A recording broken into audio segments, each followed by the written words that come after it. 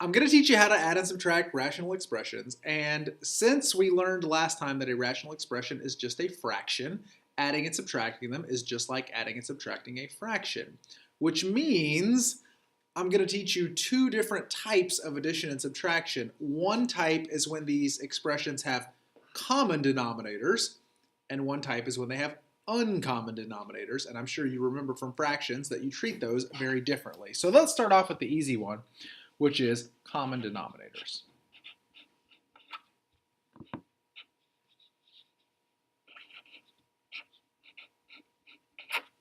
All right, so these two expressions here have the same denominator. What is it? This is not a trick question. What's the 4b. denominator? 4b. Now, if you add two fractions together and they have the same denominator, your answer is also going to have that denominator. And so the numerator would be 7a squared. No, it wouldn't be 7a squared because I'm not multiplying the numerators. I'm adding the numerators. So what's 7a plus 1a? 8a. So this looks like a pretty good answer, except, well, yeah, I got a big number on top. That's okay. My main problem is that I'm pretty sure this can reduce. 4 and 2. Yeah, 8 over 4. These can both be divided by 2. 8 divided by 2 is 4. And 4 divided by 2 is 2. There we go. 1/2. Oh yeah, I feel like that could reduce again, right? 4 and 2 can both be divided by 2. 2a over 1b, so we'll just call it b. That I don't think can reduce, so there we go. Probably could have saved myself some time by just dividing both of these by 4, but the point is, you'll get there eventually no matter what.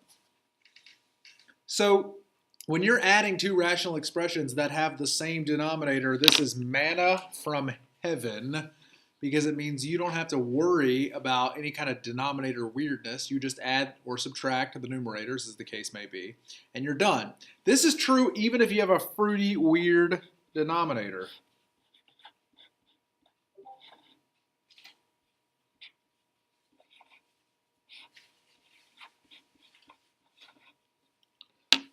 There's a subtraction problem. The denominator's weird. 3x minus 2. But I don't care that it's weird. It's the same. It's the same denominator. So my answer,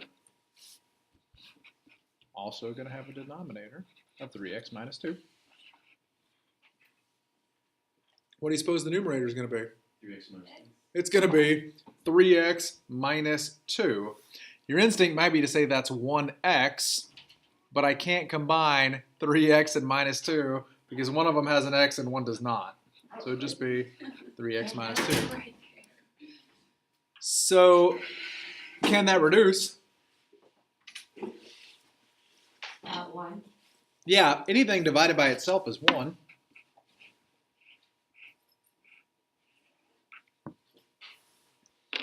And there we go. Man, that's not bad at all. That's, I'm going to say, suspiciously easy. Aw, it's like you guys have been in this class before. Hint, hint, we're going up another level. You know that's how math class goes. The problems get harder and harder and harder until someone has a nervous breakdown. That would be important. And then after you have a nervous breakdown, we do 1 or 2 more, and then we're finished. So one of the more complicated parts of these types of problems, I'm sorry to say, is going to be when you have really goofy, hard numerators like this one. This is a pretty goofy numerator. The denominator is pretty easy, though.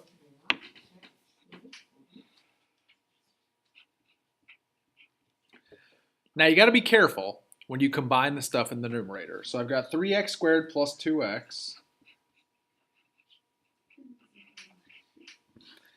And then I am subtracting 10x minus 5. You got to be careful that you subtract both of these. I want to subtract 10x, so minus 10x, and I'm going to subtract negative 5, and I'm going to subtract negative 5, and I'm going to subtract negative 5 You're going to add 5. plus 5, thank you.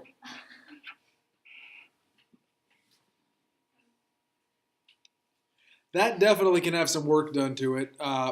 For example, the x's can be combined, right? Okay, so But hold on. If I combine those x's, I'm going to have 3x squared minus 8x plus 5.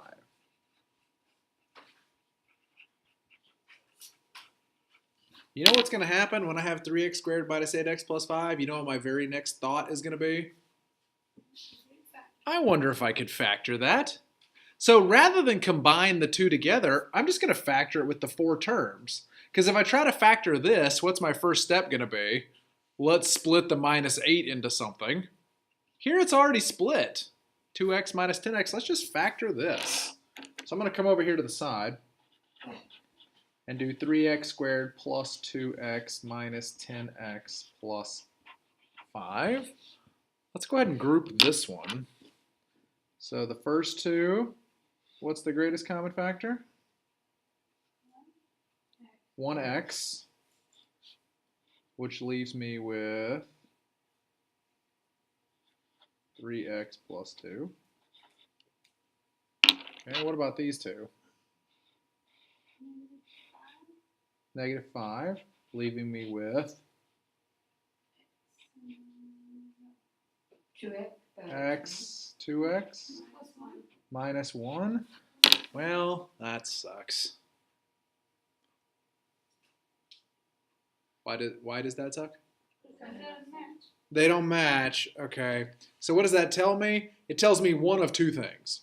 It either tells me this can't factor, or this can factor, but these are not the two things. These are not the two things I need to split it into. Oh. It was worth a shot. All right, so I need to somehow try to factor, and maybe it can't factor, but I need to somehow try to factor 3x squared minus x plus 5. All right, well,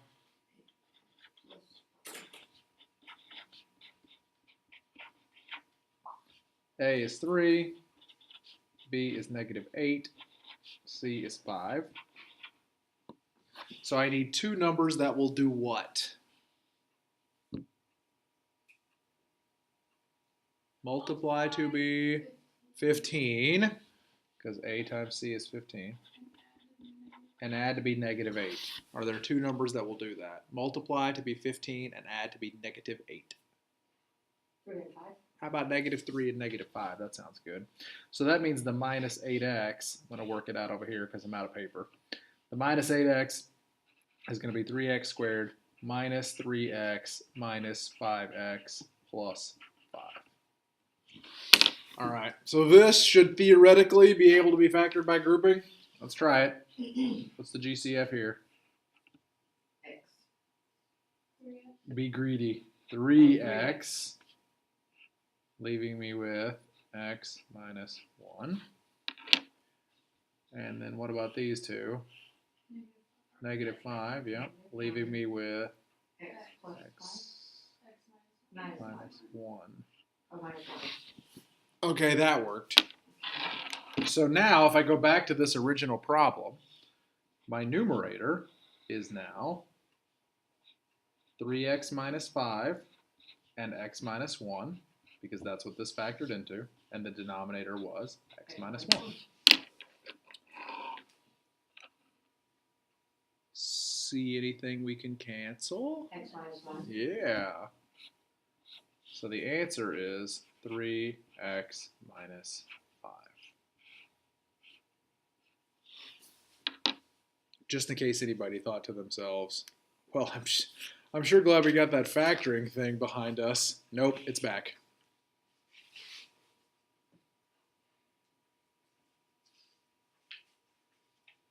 That seem all right? If it has a common denominator, it's not too bad. It's really not. Like the numerators get kind of tricky, like this one where we had to do some factoring in the numerator. But if it has a common denominator, not the end of the world. Agree? The hard part, of course, then, just like whenever you learned how to add and subtract normal fractions, the hard part is, what if it doesn't have a common denominator? Then what do we do? So, before I show you what one of those problems looks like, let's review one of the things that you need to know in order to do this, which is finding the lowest common denominator.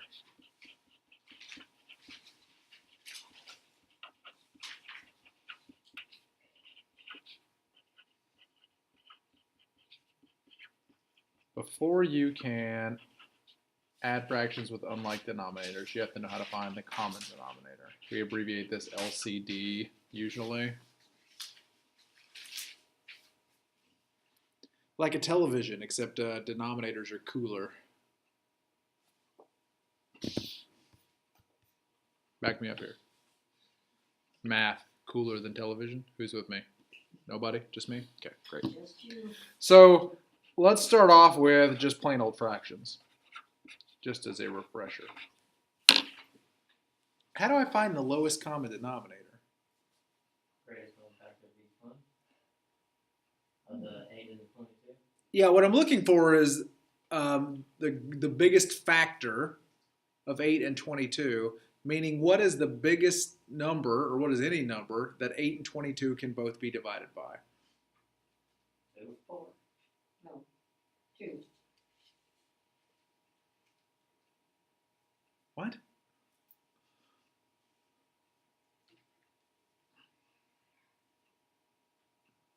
So, are you saying they can both be divided by 2? Because I agree with that. 8 actually can be divided by 2 3 times. 8 is 2 times 2 times 2, or 2 to the third power if you like. 22, that can also be divided by 2. That's just 2 times 11 is 22. This is what's called a prime factorization. It's when you write out your number as a product of primes. 2 is a prime number, 11 is a prime number. Okay? You with me so far? What I want to do to find the lowest common denominator is write out the product of all of the unique factors. That we only have 2 factors in this set here. We've got 2, that appears in both of them, and we have 11, that just appears in one of them. So what is the most number of times that the number 2 appears? Well, 4 total, but I mean in a number. The most number of times 2 appears is 3 times right here. So part of my lowest common denominator is going to have to include that 2 cubed. My other factor was 11. What's the most number of times 11 appears in any one of these? Now it appears 1 time in 22. So times 11. 2 cubed is 8 times 11 is 88. The lowest common denominator is 88. What I mean by that is 88 is the lowest number that can be divided by both 8 and 22. 88 is the lowest number that can be divided by both 8 and 22. Let's try one with some variables.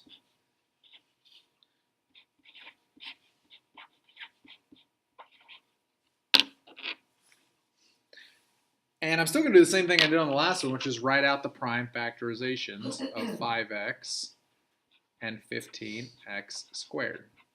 So 5x is really easy because 5 is a prime number. This is just 5 multiplied by x. How can I write 15 as a product of primes?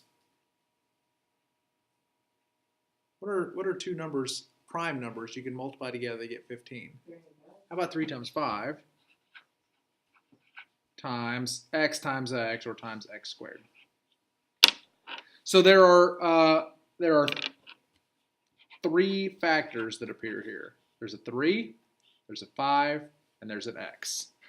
What is the largest number of times the number 3 appears in either one of these? One time right here in the bottom one. Next factor was 5. What's the largest number? What largest number of times 5 appears in either one of these? Twice. Well, twice total, but in just one of them, what's the most number of times? Once. Once.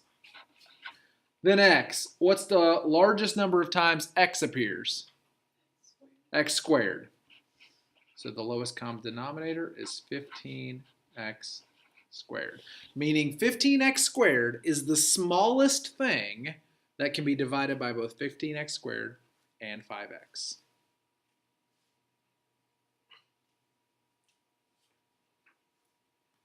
Again. Do it again. Okay. Yeah, sorry. No problem. No. I'll do it as many times as you want or until I get sick of it, and then I'll start pretending like I can't hear you.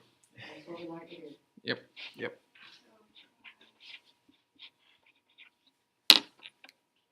This is either we get sick or you get sick. Let's continue. All right, so my two denominators are 9y and 15y cubed. Let's write the number 9 as a product of primes. What are two prime numbers you can multiply together to get 9? How about 3 times 3, or 3 squared times y? There's the prime factorization of 9y. What about 15y cubed? 3 times 5 times 3 times 5 y squared. times y cubed. Or y cubed. Cool. So I have 3 factors here, 3, 5, and y. This one just has 3 and y, but between the two of them, 3, 5, and y. So I know my lowest common denominator is going to have 3, 5, and y in them. The question is how many times? How many times will I have 3? How many times will I have 5? How many times will I have y?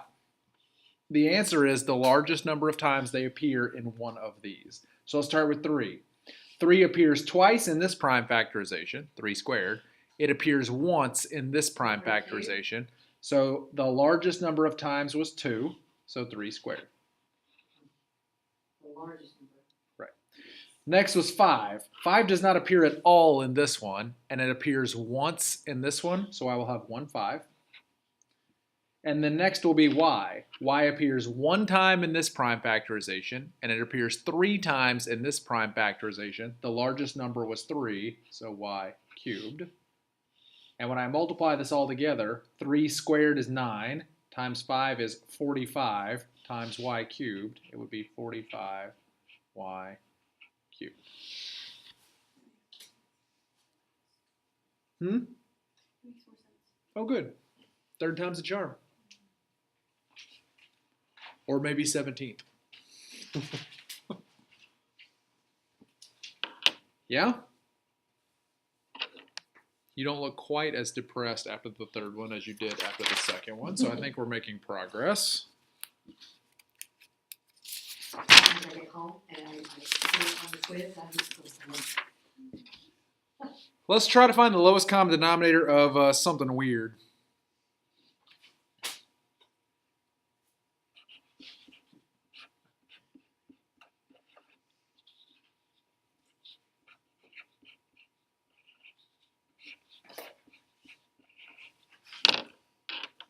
You get home and you don't know how to do this? Is that what you said? Exactly.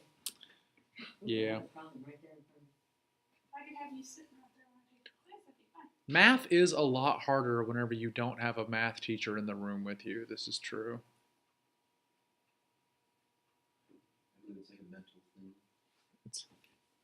I mean, if you think it's easy with me in the room with you, imagine how much easier it would be if you had an ugly math teacher who wasn't constantly distracting you with his dashing good looks. It'd probably be way easier to concentrate.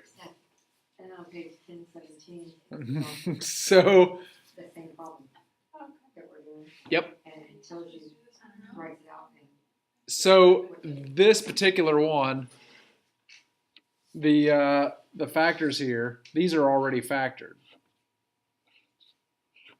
So the lowest common denominator here is going to be some combination of x plus 2 and x minus 2. X plus 2 only appears 1 time, in this one. X minus 2 also only appears one time in this one. So the lowest common denominator there is x plus 2, x minus 2.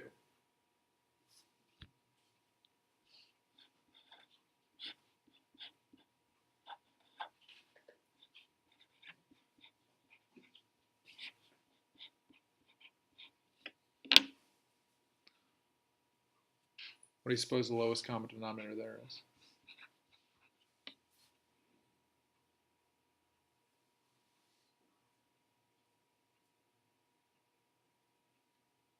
Is it gonna be the y minus 5 and the y minus 4? You got it.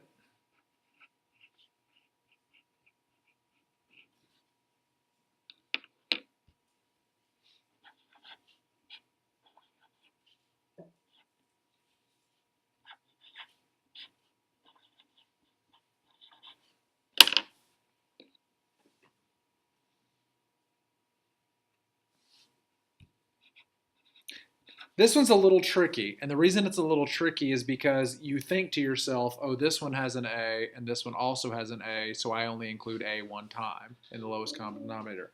But this is a complete factorization. I can't pull the A apart from that. So how many times does just plain old A appear? Once in this one. What's the most number of times A plus 2 appears? Also once in this one.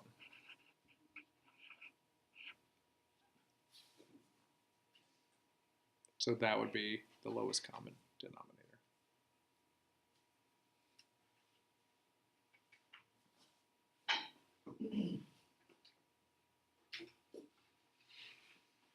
Okay. You ready for something really upsetting? I will take your silence as a Yahoo, please ruin my day. You got it. Ask and ye shall receive.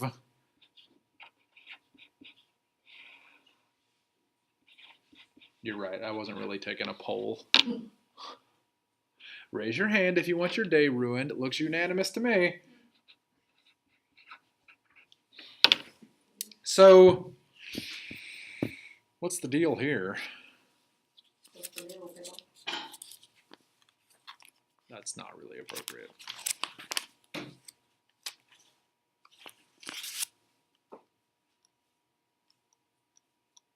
Would you still only list the 2x minus 1? You would use this square. Yep, I would use the squared, but even before that, what can I do with this? It can factor. What's the GCF here? 3, leaving me with 2x. There we go. Okay, look. Let's start off with the easy one, the number 3. 3 appears once here. It does not appear at all here. So part of the lowest common denominator is 3. Okay? Then let's look at the 2x minus 1. 2x minus 1 appears once here, and it appears twice here. So the most number of times it appears is twice. So it'd be 2x minus 1 squared. That is the lowest common denominator.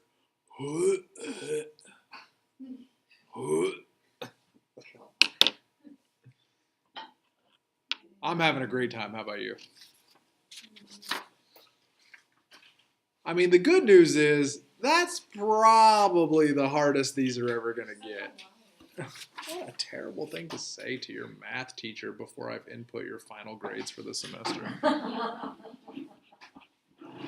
Calling the teacher names before your grades are final is such a risky thing to do.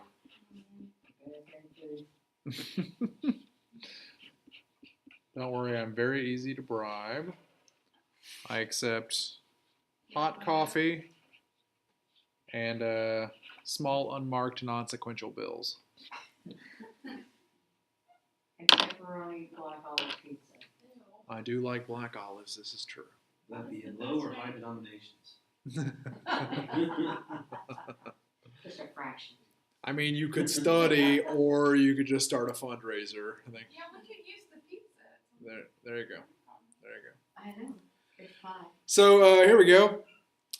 I feel like we've got some factoring we could do here. I actually feel like we could factor both of these. Yeah?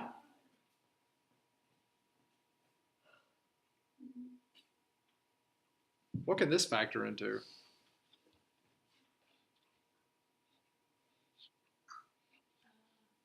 X plus 1 Uh-huh. times X plus There we go. What about over here? What will that factor into? X plus 8 times X minus Why do you hurt me? 8 times 8 isn't 16. 8. I mean, 8 times 2. 8. 4. 4 Oh, plus 4. 4 minus 4.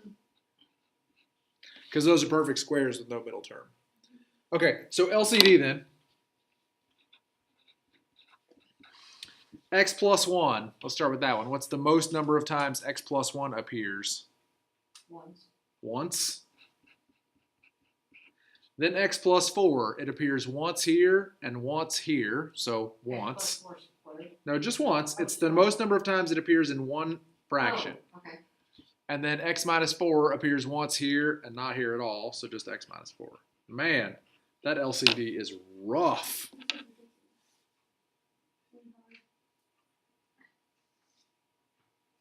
Ridiculously hard.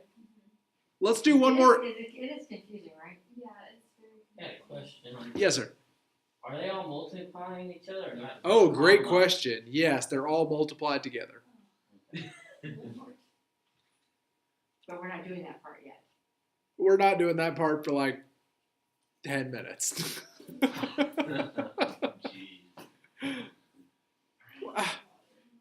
Listen, do you want something to look forward to later in the class or not? I need lots of things. I think everyone's gonna cry. You're about to cry? It's very stressful. We've only been going for like 20 minutes and you missed the first half of those. I mean, I did it though. if all it takes is I was 10 here minutes, by 15. just 10 That was minutes, the that's all it takes for you to start crying, huh? That was Addie that missed it. Mm-hmm. Oh, yeah, this is. Can you flip that one around? Yeah, so this is the last LCD problem that I want to show you. This one's not necessarily as difficult as the others because there's not a huge amount of factoring to do, but the issue is that the denominators look like they're the same, but they aren't because these are switched. So your thought might be, okay, that's easy to fix. I'm just going to switch this. Instead of 2 minus x, I'll just switch around where the x comes first. But this negative sign goes with the x. So when I flip it, it's negative x plus 2, and now I'm in trouble because these don't look the same at all. But what did I tell you to do when it starts with a negative? Factor out a negative, or a negative 1. If I factor out a negative 1, what am I left with? X minus 2. And now these look the same with a little extra negative 1 on there. So the lowest common denominator is negative 1 and x minus 2.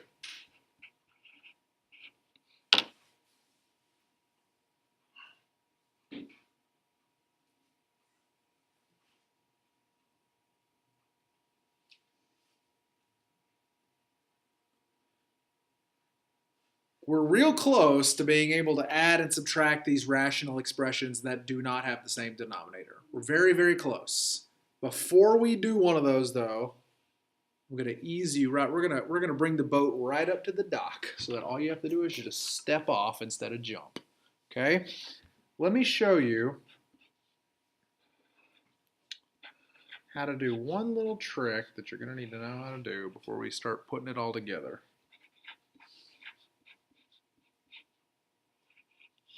Okay. My question is, what goes in the numerator? What's missing?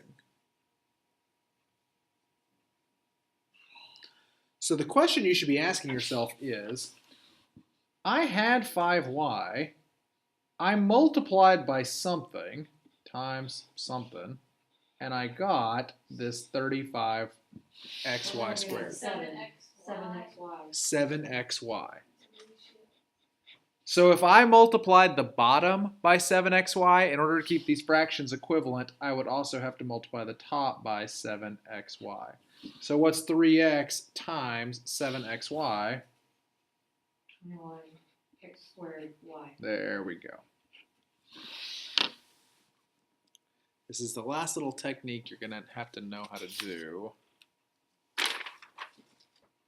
How you You don't know how you knew that? Because you have a sensational math teacher who's incredibly handsome and can bench press over 50 pounds?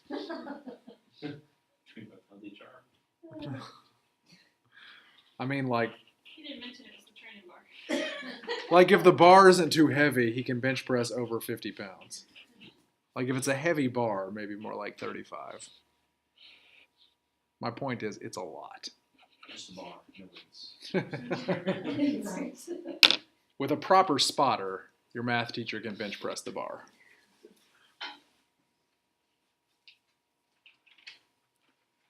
We're asking ourselves the same question, it's just a little harder to answer. My denominator was 4x plus 7. I multiplied by some stuff, and I got 8x minus 4, or 8x plus 14. What did I multiply by? 2. 2, that's it. 4 times 2 is 8x. 7 times 2 is 14. I multiplied by 2. So the top also gets multiplied by 2, which would give me 18x. 18x. Easy. Oh, that seems easier. Cool. Just wait. Oh, shut up. Just wait. I know I should not. I sure am glad that these will never get harder.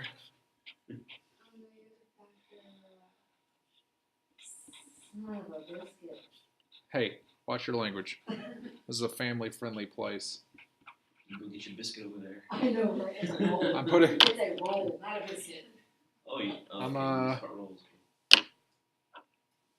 I'm putting this on YouTube, so kids who are searching YouTube for math videos might stumble upon this. I'm gonna have to ask you to keep it G-rated. A biscuit. Hey, what did I say? I'm pretty sure I have a brand to these are protect. a lot worse now than that. Okay, Pillsbury. So, what's the deal? What did I multiply by to get from this to this? You Yeah, the answer is, I don't know. What am I, a magician? I have no idea. But I can factor this, right? It's not even really hard factoring. That is a lie. What will this factor into? What are my numbers here? Negative 5 plus 3. There we go, negative 5 plus 3. Is right on the right side. So, I had x minus 5, x plus 3. I multiplied by something, and I got this. X minus 5, x plus 3, x minus 2. What did I multiply by? X minus 2. Yeah, I multiplied by x minus 2. That's the only thing that changed. If I multiplied by x minus 2 on the bottom, I'm also multiplying by x minus 2 on the top. 3 times x minus 2. Oh, okay. And in the words of George Washington, this is how we do it.